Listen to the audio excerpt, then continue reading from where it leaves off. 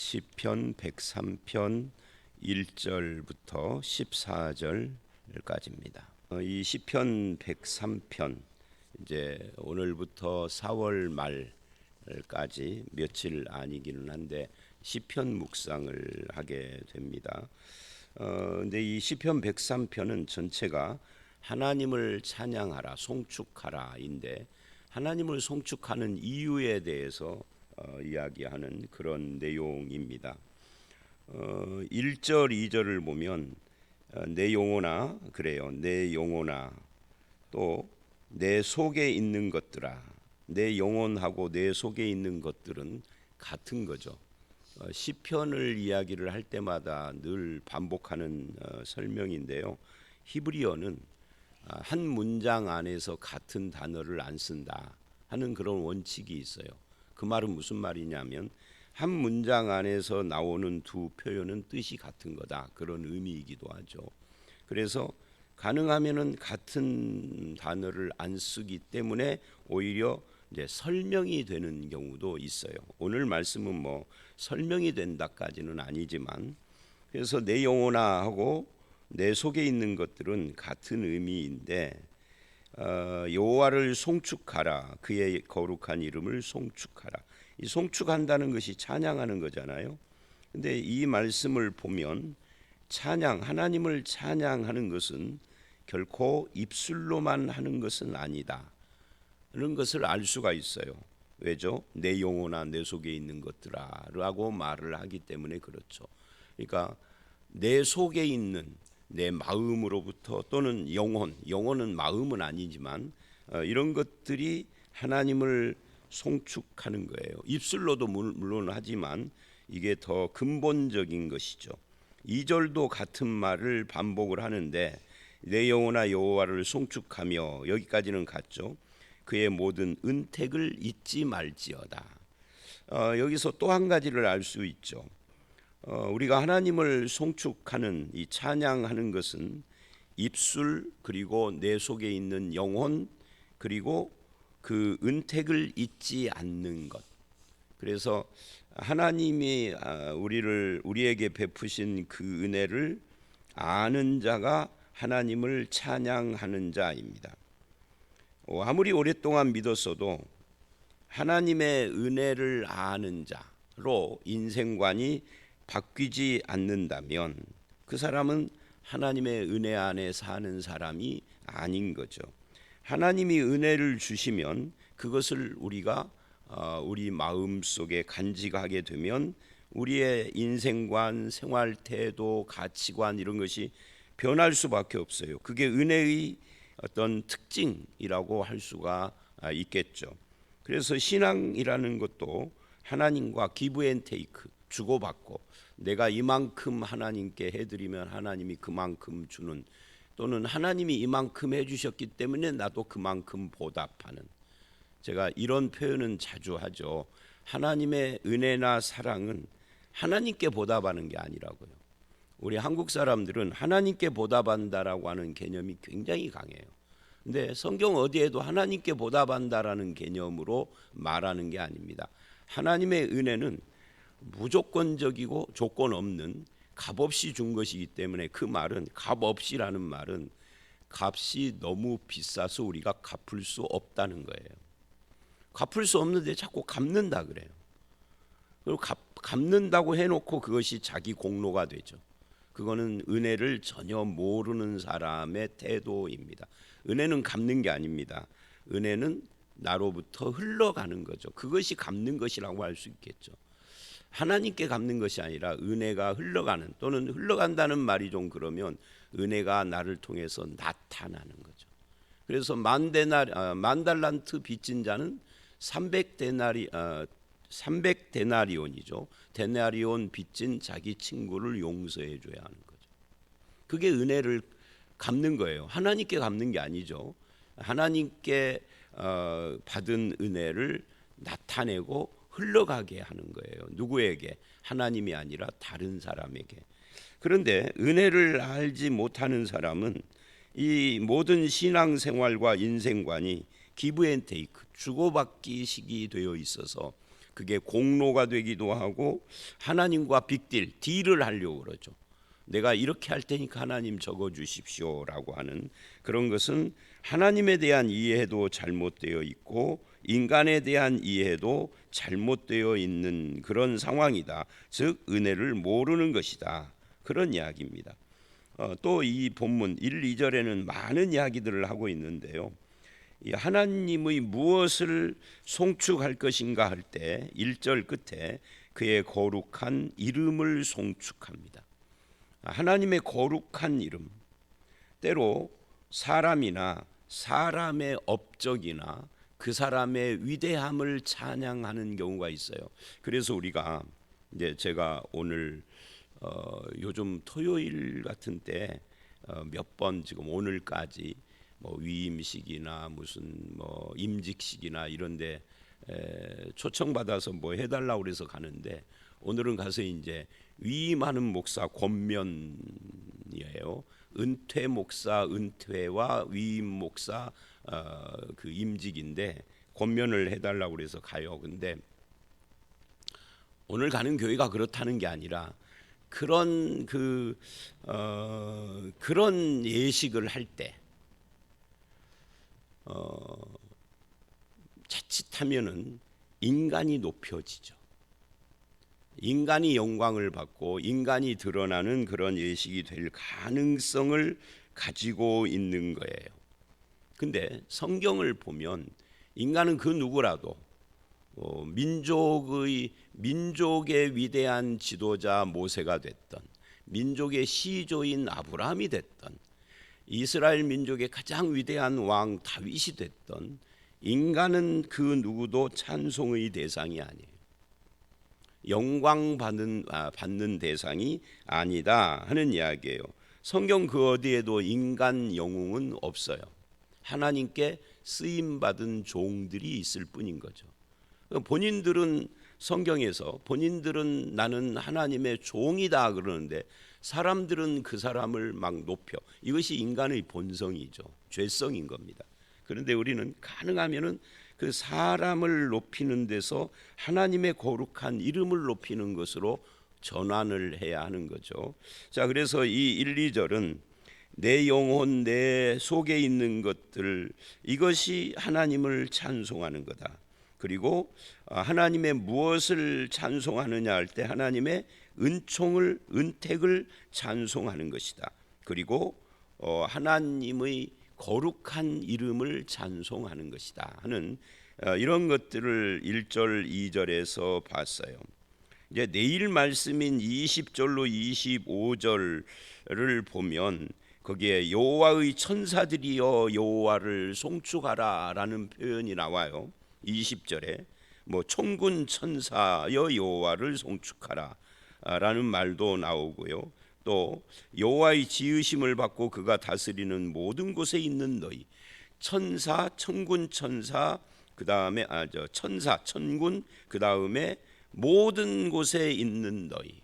그래서 이 하나님을 찬양 누가 해야 하느냐 하는 것이 내 영혼 내 속에 있는 것들로부터 이렇게 굉장히 많은 범위로 심지어 천사들까지도, 천군 천사들, 그리고 모든 곳에 있는 너희라고 하는 모든 사람들까지 이 하나님을 찬양하는 것이 확장이 되고 있다 하는 것을 알 수가 있어요. 이게 시편 103편의 특징이라고 할 수 있죠. 그거는 이제 내일 보게 될 거고요.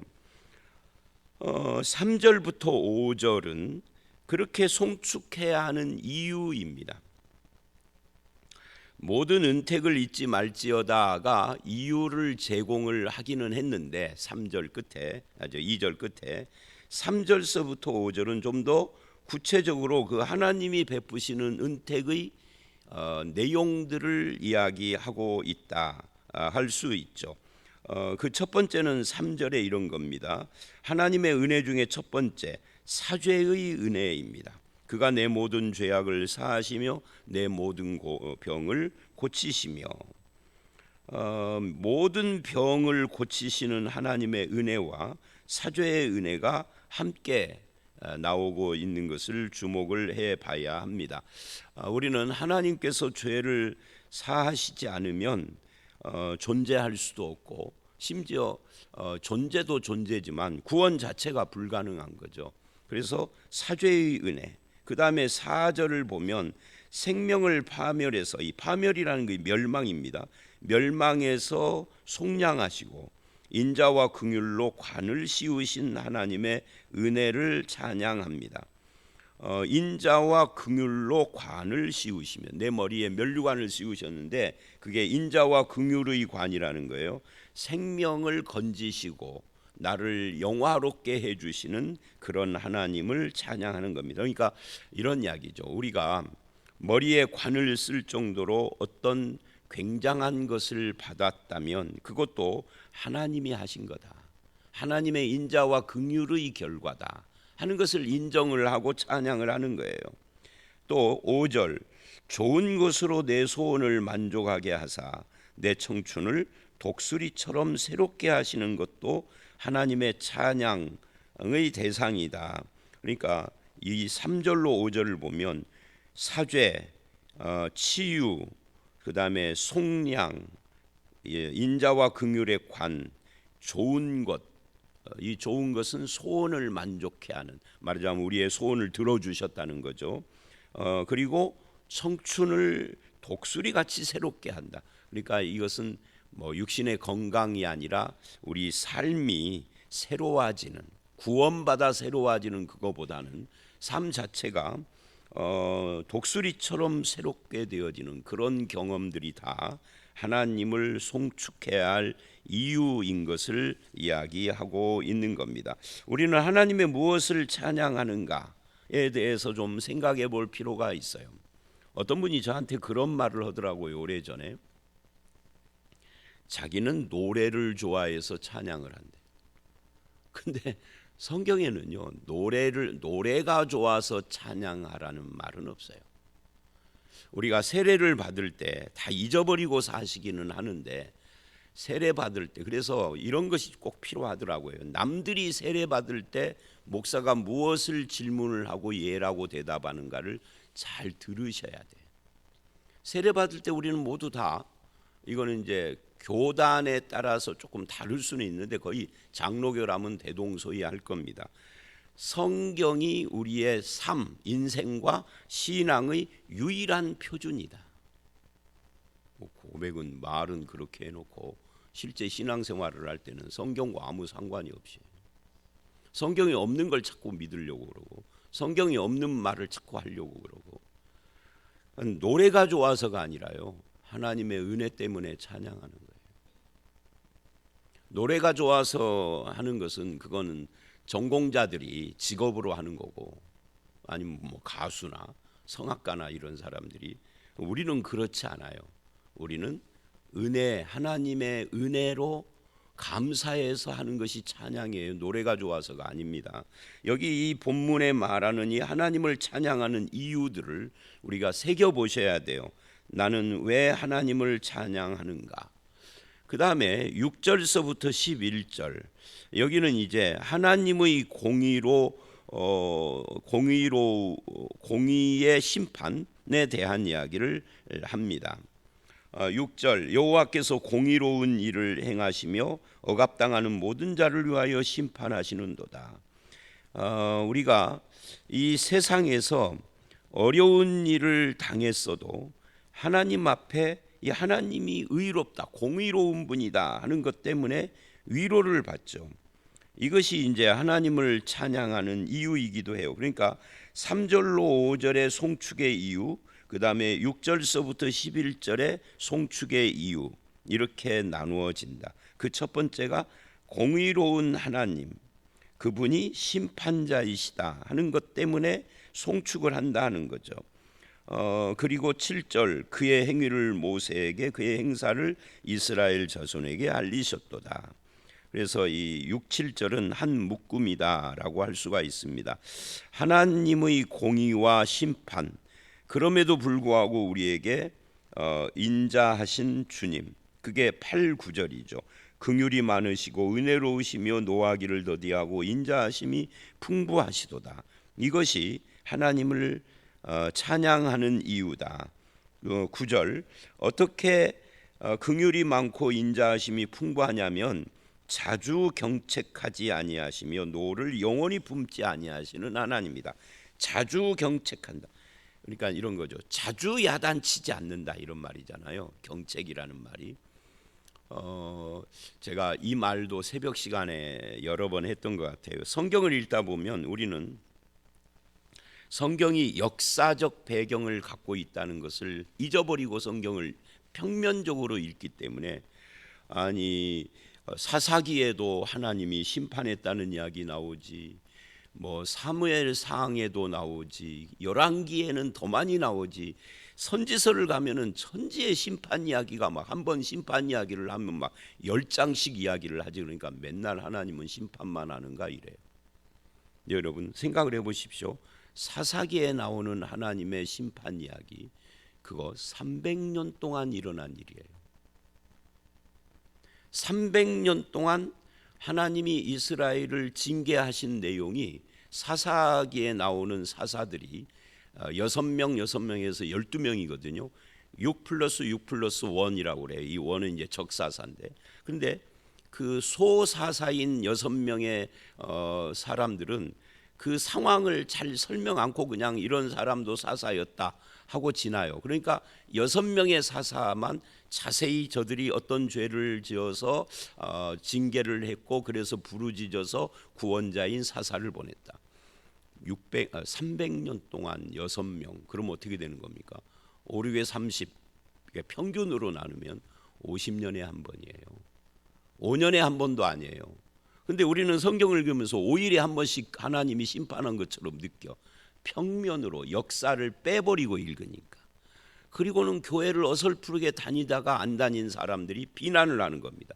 하나님은 맨 심판만 하는 것처럼. 그러니까 선무당이 사람 잡는 거고 똑같은 거죠. 성경은 역사 속에서 기록된 말씀이에요. 불경하고 틀려요. 불경은 역사를 말하지 않습니다. 그냥 인간이 깨달은 거예요. 근데 성경은 그렇지 않아요. 생각을 해보세요. 이 선지서에 이 하나님의 심판 이야기가 많이 나와요. 그런데 두 가지. 선지서에 나오는 심판은 미래에 있을 심판을 당겨가지고 하나님이 이렇게 심판할 테니까 빨리 회개해라 하는 이야기를 여러 선지자가 계속하는 겁니다. 한 번의 심판을 여러 선지자가 계속 말하니까 매일 심판하는 것처럼 느껴지죠. 근데 그 한 번의 심판이 뭐죠? 그거 이제 바벨론의 포로. 그거 하나를 놓고 이사야도 말하고 에레미야도 말하고, 에레미야는 말만 하는 게 아니라 계속 말을 하는 거죠. 예스겔은 그 하나님이 심판하시니 바벨론 포로 하고 겹쳐서 그 이유를 말하고, 그러니까 모든 것이 바벨론 심판하고 포로하고 관계되는 이야기를 왜 계속 말하죠? 회개하라는 이야기죠. 근데 맨날 하나님은 심판만 말한다라고 느끼는 거예요. 한 번의 심판을 그렇게 말을 하는데, 그것도 이 선지서들은 대부분 열왕기 상하하고 겹쳐요. 열왕기 상하하고 겹치고 이제 바벨론 포로 직전에는 이제 열왕기 하의 상하하고 겹치고, 에스겔이나 다니엘은 바벨론 포로 이후의 상황, 에스라, 느헤미야 같은 이런 거하고 또 겹치고, 그래서 겹쳐져서 이야기를 하고 있어요. 하나님은 맨날 심판만 하는 분이 아니라 뭐예요? 맨날 은택을 내리는 분이에요. 이 지금 시편 103편이 그 이야기를 하는 겁니다. 하나님의 은택 이야기를 하면서 그분이 심판을 하더라도 공의로운 심판을 하시는 거고, 긍휼이 많으시고 은혜가 풍성하시고 노하기를 더디하고 인자하심이 풍부하신 하나님, 영원히 노를 품지 않는 하나님, 자주 경책하지도 않는 하나님, 경책을 해도 300년에 6번 하신 하나님, 50년 만에 한 번 야단 쳤는데 그저 하나님은 맨날 심판한다고, 지는 지 자식한테 맨날 소리치면서, 그죠? 하나님 우리보다 훨씬 많이 참으시는 거예요. 그래서 이렇게 말을 하는, 자주 경책하지 않고 노를 영원히 품지 않는 하나님이라고. 이 하나님에 대한 이해를 잘해야. 하나님에 대한 이해를 어떻게 하는 거죠? 성경을 통해서 하는 거예요. 그럼 성경을 통해서 어떻게 하죠? 성경을 그냥 읽는 게 아니라 바르게 읽어야 하는 거예요. 그 바르게 읽도록 돕는 자로 세우신 것이 누구예요? 그게 목사예요. 근데 저 같은 목사가 역할을 잘해야 되겠죠. 그 다음에 10절 11절을 보십시오. 우리 죄를 따라 우리를 처벌하지는 아니하시며, 우리는 자식의 잘못을 꼭 지적하고 꼭 벌을 주고 지나가잖아요. 근데 하나님은 우리 죄를 따라 처벌하지 아니하시며 우리 죄악을 따라 그대로 갚지도 아니하시는 분이다. 왜? 이유, 그게 11절이에요. 이유가 뭐냐? 하늘이 땅에서 높음 같이. 여러분, 땅과 하늘이 얼마나 그 높이가 차이가 납니까? 북한에서 무슨 미사일을 쐈대요. 근데 이 미사일이 35km, 40 몇 킬로를 올라가 가지고 거기서 구부러져 가지고 날아가. 근데 35에서 45km로 올라갔는데 끝도 안 보여. 우리 눈으로 보이지도 않아. 그죠? 그것이 다가 아니에요. 하늘은 몇 킬로일까요? 350km? 아니요. 3,500km? 아니요. 그거는 비교가 안 될 정도죠. 하늘이 땅에서도 뭐 하려고 이 말을 하는 거죠? 하나님과 우리는 다르다. 하늘이 땅에서 높음 같이, 이 말은 하나님은 인간과 다르다. 이 인간과 뭐가 다릅니까? 죄를 따라서 처벌하지 않는 것이 사람과 다르다. 그러니 하나님을 뭐 하라는 거예요? 찬양하라는 거예요. 우리가 애들에게 얼마나 아빠를 사랑해, 엄마를 사랑해 하고 물으면 애들은 모르죠. 하늘만큼 땅만큼, 하늘만큼 땅만큼이에요. 그 하나님을 지금 그렇게 이야기를 하는 겁니다. 그 하나님이 얼마나 높으시냐면 그를 경외하는 자에게 그 인자하심이 크심이로다. 그 하나님의 인자가 얼마나 큰지 로켓을 300km를 쏘아도 그 끝이 안 보여. 그만큼 우리에게 인자를 베푸시는데 그 인자가 뭐예요? 우리 죄를 따라 처벌하지 않는다. 내 죄를 따라 그대로 갚았다면 우리 지금 이 나이까지 살 수 있어요, 없어요? 못 살죠. 어떻게 살아요? 살 수 있다라고 말하는 그 사람 교만한 사람이죠. 자기를 모르는 사람이죠. 자기는 죄 하나도 안 짓는 것처럼. 죄 따라서 처벌을 했으면 우리는 어쩌면 여러분은 모르겠어요. 여러분 착하시니까. 교인들은 착하시더라고요. 근데 저는 그래서 하나님이 누구를 목사를 세우냐, 제가 언젠가도 이야기했던 거, 오래전에 저놈은 목사 안 세우면 교회도 잘 안 나올 놈이야. 어쩌다 나오고. 목사 세워놓으면 꼼짝없이 나와야 되잖아요. 그래서 목사 세운 거 아닌가? 이런 생각을 할 때가 있어요. 그러니까 우리를 죄를 따라서 처벌하지 않는 인자하신 하나님, 그분을 뭐 하라는 거예요? 찬송하라는 거예요. 하나님이 우리에게 원하는 것은 찬송하라예요. 감사하라. 그거 말고는 원하는 게 없으시잖아요. 대단하세요. 그 다음에 12절서부터 19절, 오늘 본문은 14절까지 끊었지만 문단을 놓고 보면 12절로 19절입니다. 여기는 그런 이야기예요. 하나님께서 그렇게 하시는 이유가 무엇인가에 대해서 이야기를 하는데, 그 그렇게 하심이 뭐냐 하면은 12, 13절입니다. 동이 서에서 먼 것 같이 우리 죄가를 우리에게서 멀리 옮기셨으며, 이 양육반에서 사죄의 은총을 때 이 구절 언급을 하죠.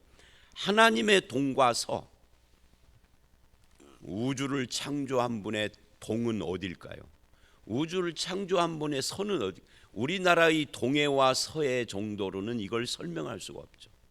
우리나라의 동해안에서 서해안, 부안 앞바다까지 올라면은, 변산까지 올라면 얼마나 걸릴까요?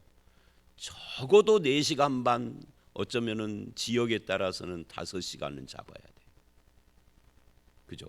휴게실도 들려야 되고. 지금은 그나마 고속도로가 잘 닦여서 그러는 거예요. 휴게실 들리고 조금 옛날에는 5시간 빠듯했어요. 그런데 하나님은 그보다 훨씬 동과 서가 먼 분인데, 우리 죄를 동에서 서가 먼 것 같이 우리에게서 옮겨 놓으신 이 사죄의 은총을 이렇게 표현을 하는 겁니다. 또 이렇게 말을 해요. 13절 아버지가 자식을 긍휼히 여김같이 여호와께서 자기를 경외하는 자를 긍휼히 여기시나니. 긍휼, 사죄 이런 것을 찬양을 해야 되는데 이는 왜 하나님은 우리에게 그렇게 긍휼히 여기시고 우리 죄가를 멀리 옮기시는 사죄를 베푸시느냐 하면 이는 그가 우리의 체질을 아시며 우리가 단지 먼지뿐임을 아시기 때문입니다. 제가 설교 시간에 이 본문 설명을 잠깐 한 적이 있었죠. 얼마 전에 제가 그 몸이 아픈 분들을 신방을 간다든지 뭐 기도를 해준다든지 할 때 이 구절 이는 우리 체질을 그가 아시고 먼지뿐임을 아심이로다. 이거에 대해서 이야기를 할 때가 많다고요. 우리의 체질을 아시고 먼지뿐임을 아시기 때문에 뭐 한다는 거죠? 긍휼히 여기신다. 네가 강하면 긍휼히 여길 필요가 없잖아요.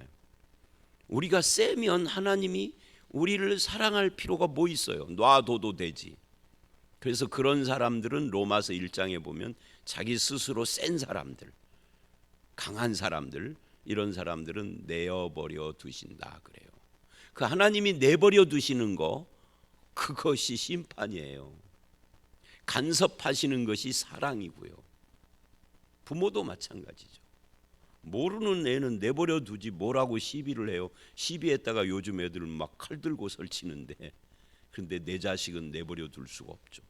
그거 이야기를 하는 겁니다. 아버지가 자식을 긍휼히 여김같이 긍휼히 여기시는 이유는 그분이 내 체질과 내가 먼지뿐임을 알기 때문이다. 내가 너무너무 연약하기 때문에 도와야 되겠다라고 하신다 그 말이에요. 그것이 그래서 이제 결론입니다. 우리의 약함이 하나님의 은혜의 통로예요. 우리의 약함이 하나님이 나를 긍휼히 여기시는 이유예요. 그래서 약함을 한탄할 것이 아니라 오히려 약함으로 하나님을 의지하고 하나님의 은혜를 붙잡는 기회로 삼아야 하는 거죠. 그래서 결론이 뭐예요? 송축하라예요. 여러분 남은 인생 신앙생활을 하면서 하나님을 송축하되 다른 건 뭐 다 잊어버려도 이것만 기억하시면 됩니다. 하나님의 은택을 송축하고 그리고 우리가 연약하기 때문에 더 은혜를 베푸신다. 긍휼히 여기시는 그런 분이다. 내 죄 따라 갚지 않는 그런 하늘과 땅만큼 높으신 하나님이다. 호세아서 보면은 내가 너를 버리지 않는다라는 것을 어떻게 표현을 하느냐면 내가 버리려고 하면 내 속에서 마음이 막 돌아. 막 견딜 수가 없이. 호세아가 그래요. 그러면서 뭐라고 그러냐면 나는 인간이 아니 사람이 아니라 하나님이기 때문이다라고 하나님이 그러신다는 거예요. 사람 같으면은 너를 나에게 잘못하는 놈은 버려버리죠. 그러나 하나님이기 때문에 그러려고 하면 마음이 막 돈다는 거예요. 자, 바로 이게 이 말씀입니다. 저와 여러분이 그 긍휼과 은택을 붙잡고 하나님께 감사 찬송하는 삶 살아가시는 저와 여러분 되시기를 주의 이름으로 축원합니다. 함께 기도하겠습니다. 하나님을 송축하라 하는 말씀을 통하여서 많은 이야기를 하셨습니다. 사람을 높이고 송축할 것이 아니라 그의 거룩한 이름을 송축하고 또한 아버지 입술만의 찬양이 아니라 우리 속에 있는 것들이 하나님을 송축하며 그 은택과 사죄와 치유와 속량과 긍휼을 송축하는 저희들이 되게 해 주시옵소서. 주님이 은혜롭고 인자하심이 풍부하시며 긍휼이 많은 이유는 아버지 하나님 하늘이 땅에서 높음같이 크신 인자하심이 그 속에 있고 아버지가 자식을 긍휼히 여김같이 우리 체질을 아시고 우리가 연약한 먼지인 것을 알기 때문에 더욱 사랑하시는 그런 하나님이신 것을 알았습니다. 자기의 부족함과 연약함을 한탄하는 것이 아니라 그것이 오히려 하나님의 은혜의 통로라는 사실 때문에 감사하며 영광 돌리며 주님께 찬양 올리는 저희들이 되게 해 주시옵소서. 남은 인생 감사 찬양하는 생애가 되기를 간절히 소원하옵고 예수님 이름으로 기도드려 싸움나이다. 아멘.